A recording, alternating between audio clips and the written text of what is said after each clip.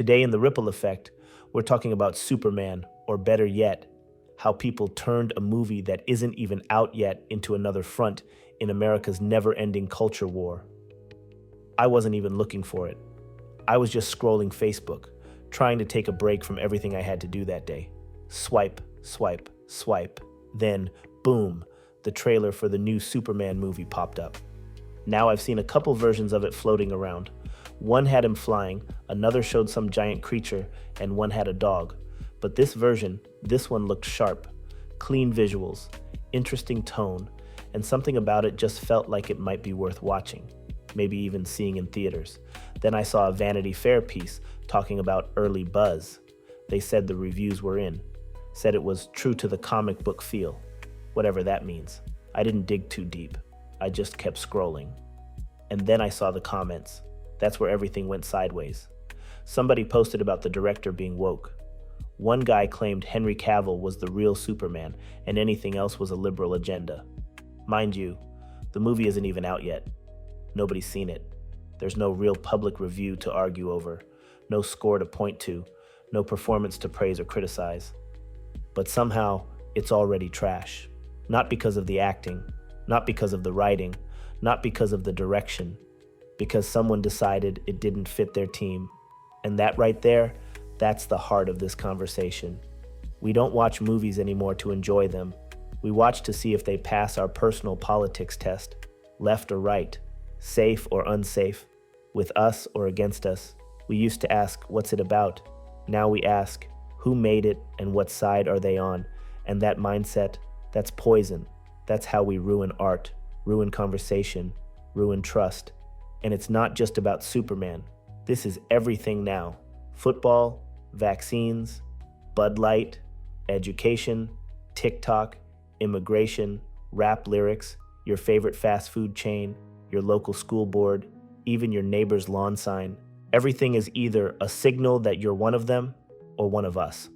It's like people don't even want to be entertained anymore unless the entertainment agrees with them first. And if it doesn't, cancel it, drag it, boycott it before it even comes out. And I'm sitting there thinking, damn, how did we get here? How did Superman, arguably the most universally recognized superhero in the world, become a political weapon? It's Superman. He wears red, white, and blue. He saves people. He's literally an alien immigrant who fights for justice. But now, depending on who you ask, he's either too liberal or too conservative, too soft or too militarized, too emotional or too robotic. It's crazy, and it says a lot more about us than it does about any one movie. Because what we're really doing is showing just how uncomfortable we've become with anything that doesn't reinforce what we already believe. It's like people are allergic to nuance. If it's not 100% aligned with your view, it must be propaganda. And that's the problem. The problem isn't Superman. The problem is the politicization of everything. The fact that even escapism can't escape politics. And look, I get it. We're not robots. People are passionate. Politics touch everything, from your wallet to your rights to your kids' futures. But do we need to bring that into everything? We used to at least have neutral ground, a movie, a song, a soda, but those days feel gone. Now, I'm not saying the people making these movies don't have agendas. Sometimes they do. Sometimes they're pushing diversity in ways that feel forced. Sometimes they are trying to course correct for years of exclusion and imbalance. But the knee-jerk backlash, that's not about the movie. That's about projection. We've turned culture into a proxy war. And Superman just happened to get drafted. But here's the thing. The danger isn't just that we're fighting. It's that we've lost the ability to even enjoy something without looking over our shoulder to see if it's socially acceptable to like it. We used to go to movies to get away from the mess. Now we bring the mess with us. And if Superman, of all people, can't fly above that, then maybe the problem isn't Hollywood. Maybe the problem is us. So let's go ahead and pull the curtain back. Because this didn't start with Superman, or Bud Light, or even Colin Kaepernick. This goes way back to when politics figured out that fear sells and stories shape belief. Let's start with something nobody wants to admit. Entertainment has always been political. You think Birth of a Nation was just a film? That movie literally helped revive the Ku Klux Klan. Reagan didn't just happen to be an actor who became president. He was handpicked because he could deliver lines and charm a camera. Politics saw the power of image and never let it go. And over time, the system got smarter, subtler, more coordinated. By the time we hit the late 80s and early 90s, you had think tanks, Heritage, AEI, Manhattan Institute, working hand in hand with media outlets and political donors to seed ideology through film, TV, and especially talk radio. Enter Rush Limbaugh and later Fox News. Fox was a game changer, not just because it gave conservatives a home, but because it framed the entire media ecosystem as liberal by default, even when it wasn't. That one move gave them permanent underdog status, the rebel brand. And from there, every blockbuster, every award show, every casting decision got thrown under a microscope. Meanwhile, the left wasn't innocent either. The post-Obama Hollywood wave was all about inclusion, but sometimes it was heavy-handed, not thoughtful, more like checklist casting, more like look at us, we're aware, rather than actually doing the deeper work. And when people called it out, they got labeled bigots. So what did that do? Push people right back into the arms of the other side. Because if the only two choices are woke or ignorant, a lot of people will pick neither. Or worse, pick the one that doesn't call them names. But here's where it really turned into a system. When Citizens United passed in 2010 and corporations were allowed to throw unlimited money into politics, a lot of that money didn't just go into campaigns, it went into culture warfare. You start seeing ad buys, think pieces, lobby-backed social media pushes, public relations companies getting hired to monitor brand sentiment, frame certain actors or directors as problematic, or push moral panic. Some of the backlash isn't organic, it's engineered. Because what better way to keep people distracted than turning art into ammunition? Even school curriculums started getting attacked. CRT, library books, AP African American Studies, all of it under the same umbrella, protecting values. But what values and whose? Now even Pixar can't release a movie without being accused of pushing an agenda. Netflix drops a documentary, and the first question isn't, is it good? But, is it fair to my side? You can't escape it. Because somewhere along the line, we stopped teaching people how to separate media criticism from political identity. And now everything is identity. You wear a mask, identity. You drink Starbucks, identity. You like Barbie, identity. You watch Sound of Freedom, identity. And the truth is, most people don't even know they're playing the game. They think they're just speaking their mind, calling out bias. But what they're really doing is reacting exactly how the system trained them to react. Because this machine isn't new. It's been working the angles for decades. What's new is the scale and how little room it leaves for anyone who just wants to live in the middle. We're now in a world where people have to pick a team not because they want to, but because not picking one is treated as suspicious. You like the new Superman? You must be woke. You hated it? Must be MAGA. You say, I don't know yet? Now you're spineless. It's exhausting, but it's also by design, because division is a distraction. If we're busy fighting over cartoon movies and soda brands, we're not talking about wage stagnation, healthcare, climate, student debt, housing, or surveillance. We're not asking why corporations own the airwaves or why billionaires own our data. We're arguing over pixels, and Superman just happened to be the latest spark. Let's pull up a few receipts, because this isn't just a feeling, it's measurable now. We'll start with Bud Light. April 2023, they did a small partnership with trans influencer Dylan Mulvaney.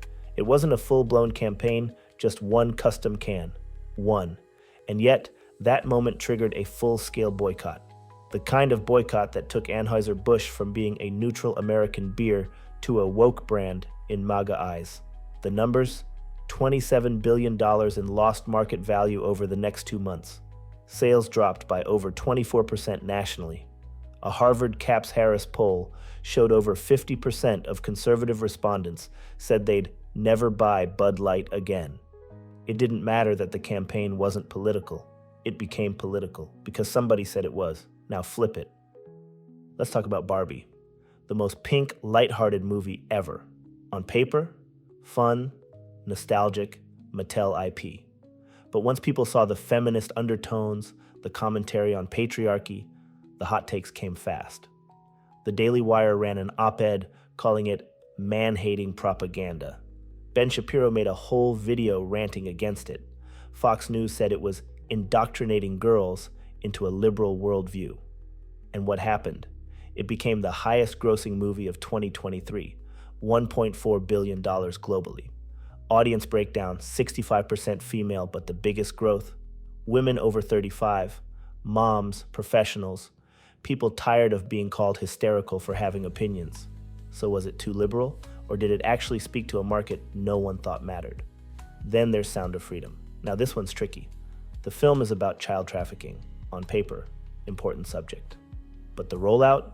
Immediately hijacked by QAnon believers. All of a sudden, a movie about a real issue became a rallying cry for the far right. You had theaters full of people yelling, "God's children are not for sale," and media outlets either praising it as revolutionary or attacking it for pandering to conspiracy theorists. Again, it didn't matter what the filmmaker said, it only mattered what people believed it represented. Now, here's the NFL. 2020 Black Lives Matter protests are everywhere. The league suddenly cares about race, painted end zones, jersey slogans, kneeling finally allowed, kinda. But the response from fans? Mixed. Viewership dropped 7% that season. Social media sentiment was flooded with "keep politics out of sports" comments, even though politics had always been there. Military flyovers, national anthem rituals, league-funded military ads, all political. Same energy with the Little Mermaid remake. Disney cast Halle Bailey, a black actress, as Ariel. She's talented. She sings.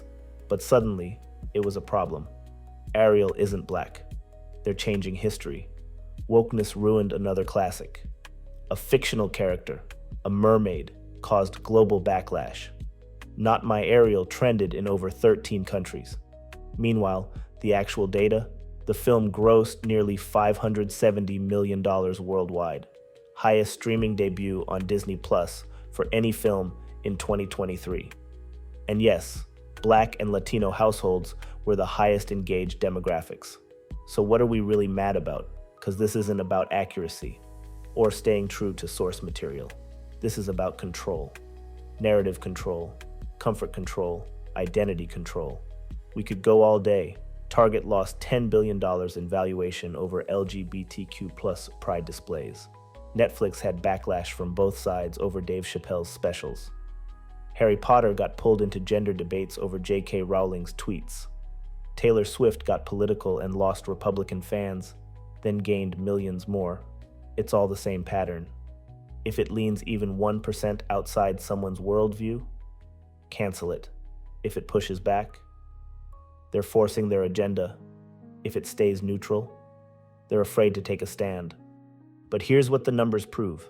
The loudest people online don't always match real-world behavior. A 2023 Pew Research study found only 10% of Americans generate over 90% of political content online, and most of those users, white, over 50, and deeply partisan. So, you've got a small group dominating the noise, framing the conversation, and making everything feel like a war, even when it's just a movie. That's the part that matters, because it's not just how loud people are, it's what that noise costs us. It costs us the ability to just enjoy things, to laugh, to cry, to see something and feel something without checking whether it passed the tribal smell test. Now, here's the uncomfortable part nobody wants to talk about. For all this noise, left, right, boycotts, hashtags, think pieces, hot takes, most people, they're just trying to live. They're not on Twitter arguing about casting choices. They're not boycotting beer. They're not writing essays about whether Superman is too soft now or not American enough. They're trying to pay rent. They're trying to raise kids. They're trying to not lose their damn minds. But the internet, the news, the algorithms, they don't reward middle ground. They don't promote nuance. They don't amplify people who say, hey, I don't know, maybe it's complicated. You either clap hard or burn it down. That's the game now. And it's dangerous because the middle is shrinking. Not politically necessarily, but emotionally, culturally, socially. You can feel it. People afraid to say what they think in meetings. Creators scared to post anything without a disclaimer. Neighbors dodging eye contact because of a bumper sticker. Everything's tense. And when everything's tense, people crave certainty. They crave teams. They crave labels that make it easier to say, you're one of us or one of them. That's how we end up with this constant binary. Democrat versus Republican. Woke versus anti-woke. Good versus evil.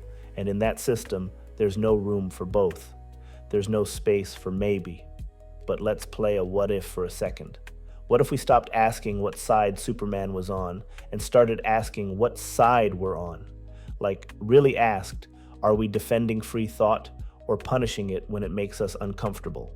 Are we looking for unity or just trying to win? Are we creating room for dialogue or just hunting the next headline to hate? And from there, what if, big what if, we actually started exploring other pathways? Not just politically, culturally, institutionally. Call it a third-party mindset. Not necessarily a third political party, though that might help, but a third cultural option, one where every movie isn't a referendum on morality, one where we don't call people traitors for liking a different flavor of art, one where kids can grow up seeing characters that don't look like them and still feel inspired, not threatened. Would that be so bad? Would it be so wrong to try not to weaponize every little thing? I don't know. I think about that sometimes.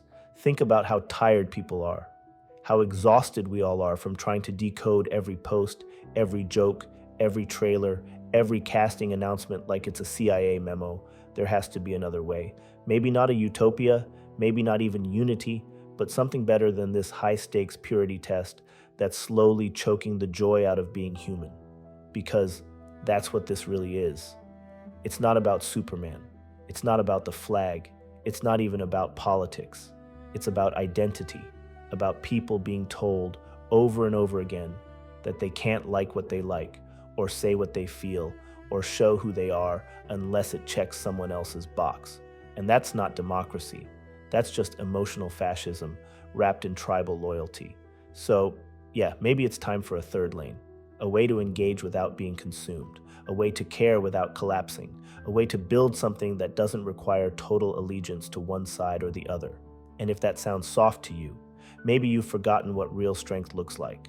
Because strength is nuance. Strength is listening. Strength is saying, I don't agree with you and I'm still here.